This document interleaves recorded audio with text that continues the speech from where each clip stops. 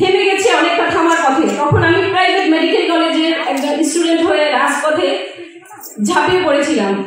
তখন আমার মৃত্যুকে উপেক্ষা করে তখন আমার একমাত্র ইয়ে ছিল যে আমার ভাইকে মারলি কেন, আমার বোনকে মারলি কেন। কিন্তু সেই আজকে দেখতে পাচ্ছি যে আমরা নারীরা আজকে 5 থেকে 6 মাস হয়ে গেছে, এর মধ্যে আমরা মুক্ত হয়ে গেছি। আমি আজকে আমার বাঁচার কথা ছিল না এখানে।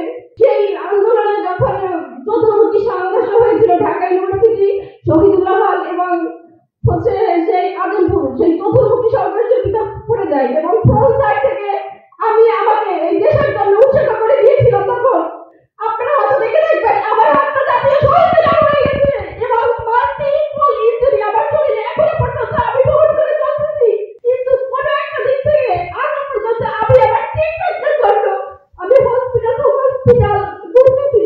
কখনো পঙ্গু, কখনো সরাইল মেডিকেল কলেজ, কখনো চক্ষু বিজ্ঞান ইনস্টিটিউট, কখনো পিজি। কিন্তু সেখান থেকে আমি প্রতিনিয়ত আমার ট্রিটমেন্টের জন্য বঞ্চিত হচ্ছি।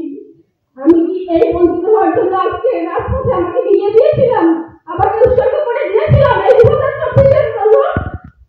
কিন্তু আমার সেখানে একটা কথা যেটা না বললেই নয়, আমার মতো এরকম হাজার নারী যারা হচ্ছে যে জীবন দিয়েছে, আহত হয়েছে, সে এখন হসপিটালের বেডে তার বাসায় কাঁপড়াচ্ছে, ডিভাইসে আস্তে আস্তে মৃত্যুর দিকে ধাবিত হচ্ছে। সে প্রতিদিন আস্তে আস্তে সে নিজে ক্ষয়ে করে যাচ্ছে মৃত্যুর দিকে। এর জন্য আমি কাকে দায় করবো বলেন? আপনাদের কাছে আমি প্রশ্ন রেখে গেলাম।